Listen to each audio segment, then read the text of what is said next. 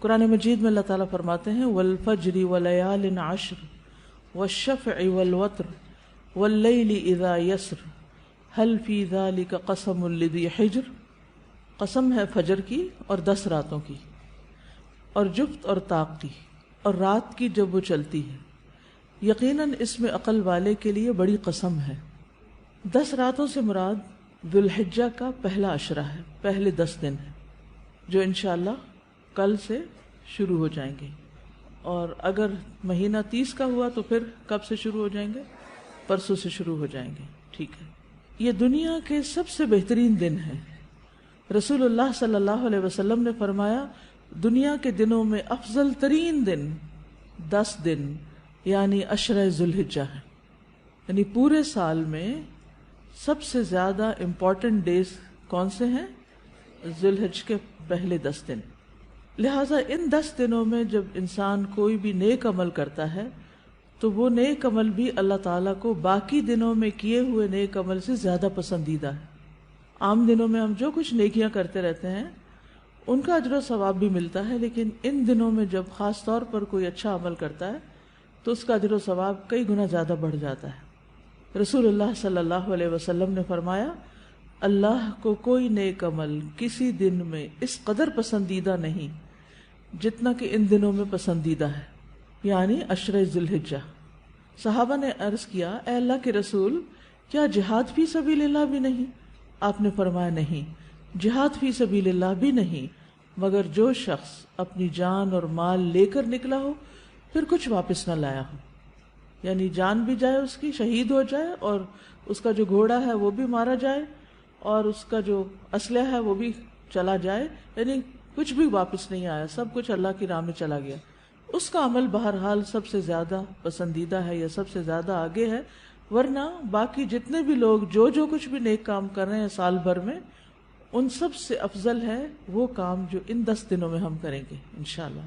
یاد رکھیے رمضان کا آخری عشرہ جس کی راتیں زیادہ افضل ہیں، اور ذوالحجہ کا پہلا عشرہ جس کے دن زیادہ افضل ہیں. تو اس سے یہ پتہ چلتا ہے کہ ان دنوں میں انسان کو پھر خاص طور پر اچھے کاموں کی طرف رغبت کرنی چاہیے. نبی صلی اللہ علیہ وسلم نے فرمایا اللہ کے نزدیک ذوالحجہ کے 10 دنوں میں نیک اعمال بہت زیادہ پاکیزگی اور بہت بڑے ثواب کا باعث ہیں. تو اس سے ہمیں 2 چیزیں ملتی. نمبر 1 پاکیزگی، ٹھیک ہے، یعنی ہمارے گناہوں کی معافی کا ذریعہ ہے، ہمارے تزکیہ کا ذریعہ ہے ان دنوں کے نیک اعمال. اور دوسرے زیادہ ثواب کا ذریعہ ہے. یعنی عام طور پر جیسے ایک نیکی کا اجر 10 گنا ہے تو ان دنوں میں کئی گنا زیادہ بڑھ جائے گا. نبی صلی اللہ علیہ وسلم نے فرمایا اللہ کے نزدیک عشرہ ذوالحجہ کے دنوں سے بہترین کوئی دن نہیں. ایک آدمی نے عرض کیا اللہ کے رسول کیا یہ افضل ہیں یا ان کی گنتی کے برابر اللہ کے راستے میں جہاد کرنا افضل ہے؟ یعنی 10 بار. آپ نے فرمایا ان کی گنتی کے برابر اللہ کے راستے میں جہاد کرنے سے بھی زیادہ ہی افضل ہیں، سوائے اس شخص کے جس کا چہرہ مٹی میں ملا دیا گیا ہو، یعنی وہ شہید ہو گیا ہو. تو جب اتنا بڑا موقع آ رہا ہے ہمارے سامنے تو ہم اس کو یوں ہی گنوا دیں، یہ نہیں ہونا چاہیے. ہمیں نہیں معلوم کہ اگلے سال ہماری زندگی میں یہ دن آتے بھی ہیں یا نہیں، ہم اس سے پہلے ہی نہ دنیا سے چلے جائیں. اس لیے بہت ضروری ہے کہ ان 10 دنوں کی پلاننگ کریں کہ ہم نے کیا کیا کرنا ہے. صرف وہ کام کافی نہیں جو ہم ہر روز نیکی کے کام کرتے رہتے ہیں، مثلا جو روٹین میں نوافل پڑھ رہے ہیں یا صدقہ خیرات کر رہے ہیں یا اور نہیں، مزید بھی کرنا ہے. صحابہ ان دنوں میں انتھک محنت کیا کرتے تھے. سعید بن جبیر ذوالحجہ کے 10 دن داخل ہونے کے بعد عبادت میں بہت زیادہ کوشش کرتے تھے، حتیٰ کہ وہ اتنی محنت کرتے کہ لگتا کہ وہ اس کی قدرت نہیں رکھتے، یعنی اپنے آپ کو اتنا تھکا دیتے کہ لگتا کہ بس اب اس سے زیادہ کچھ کر نہیں سکتے، آخری درجے تک. اب نیک اعمال میں سے افضل عمل جو ان دنوں کے لیے پسندیدہ ہے وہ اللہ کا ذکر ہے. نبی صلی اللہ علیہ وسلم نے فرمایا کوئی دن اللہ کے ہاں ان 10 دنوں سے زیادہ عظمت والا نہیں ہے، اور نہ ہی کسی دن کا عمل اللہ تعالیٰ کو ان 10 دنوں کے عمل سے محبوب ہے. یعنی نہ دن ان دنوں سے افضل ہیں اور کوئی اور عمل اس سے افضل نہیں. بس تم ان 10 دنوں میں کثرت سے لا الہ الا اللہ، اللہ اکبر اور الحمدللہ پڑھو، یعنی تحلیل، تکبیر اور تحمید. اب اس کے لیے یہ جو کلمہ نا سبحان اللہ والحمدللہ ولا الہ الا اللہ واللہ اکبر، یہ ان تینوں کلمات کا مجموعہ ہے اور اس میں سبحان اللہ کا اضافہ بھی ہے. آتا ہے آپ کو؟ یہ پڑھیے ذرا.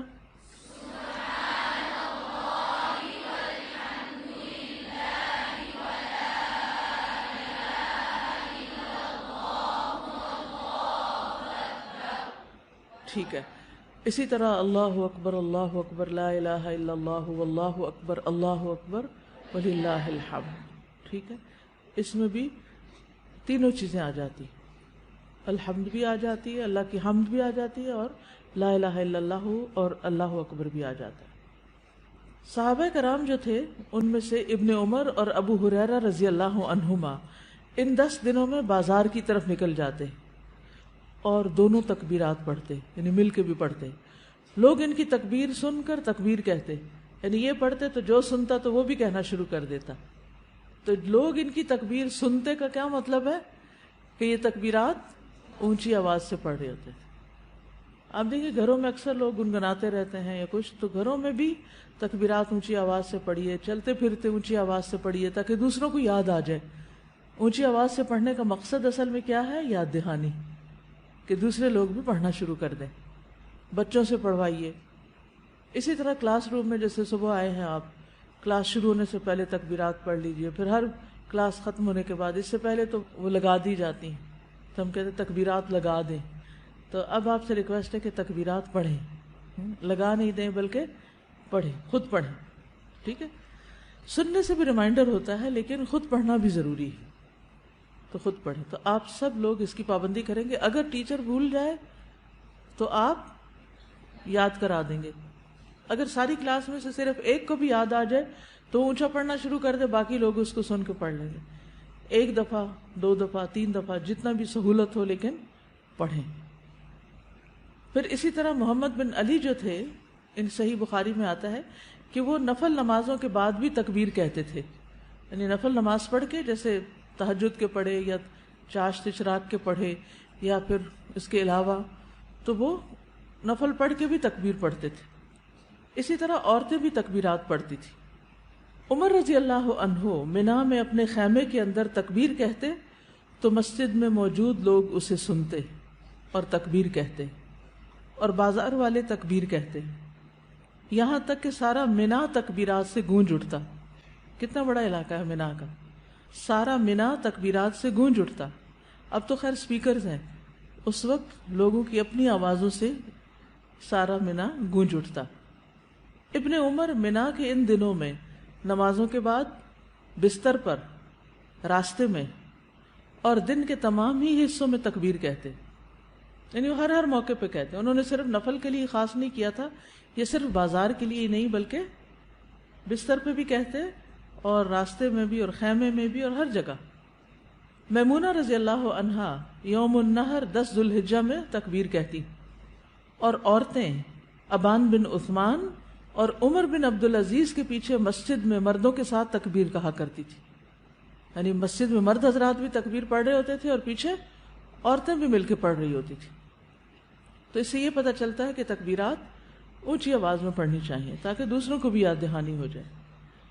عطا بن صائب کہتے ہیں کہ میں ابو عبد الرحمن اور ابن معقل کے ساتھ نکلا اور ابو عبد الرحمن اونچی آواز سے تکبیریں کہتے جا رہے تھے، اور ان میں سے کوئی بھی آپ الفاظ پڑھ سکتے ہیں، اللہ اکبر لا الہ الا اللہ واللہ اکبر وللہ الحمد، اور اللہ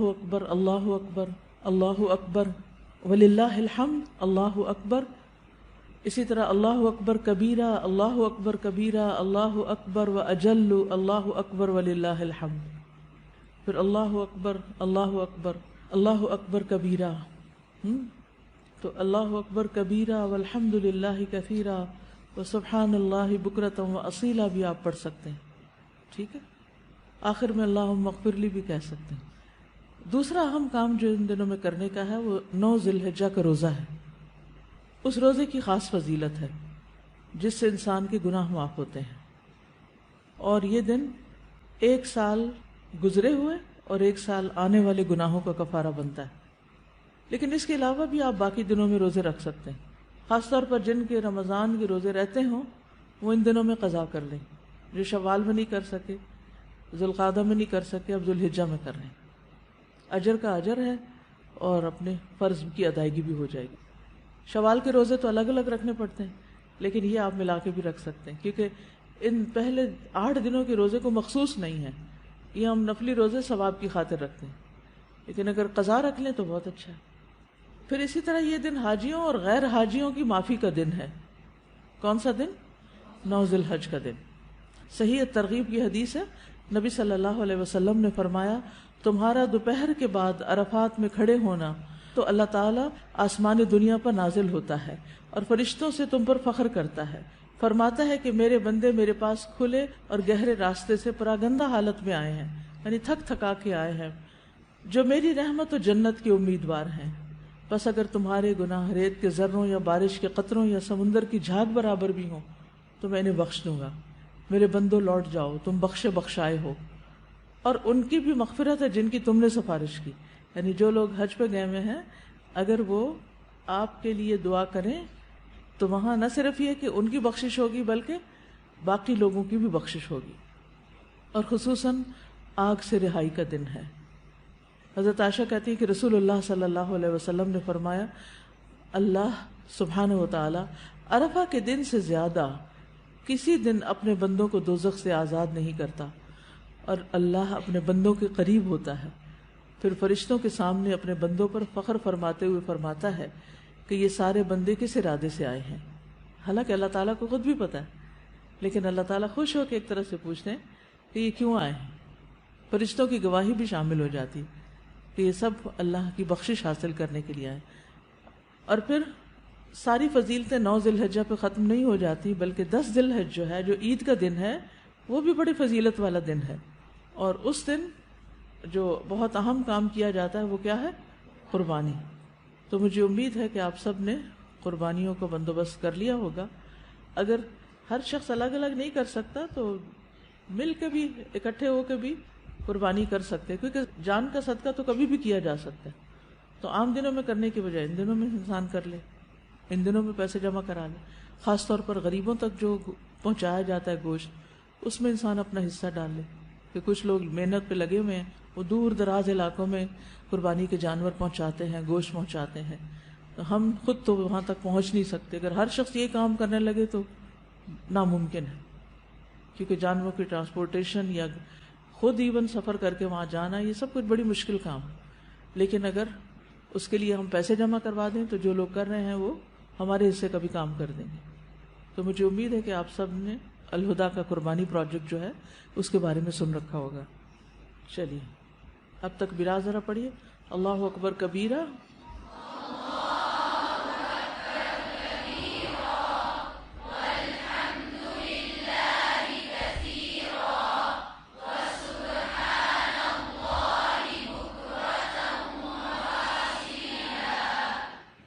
جو آپ کی کلاس میں تکبیرات لگتی ہیں وہ بھی ایک دفعہ پڑھ دیجیے۔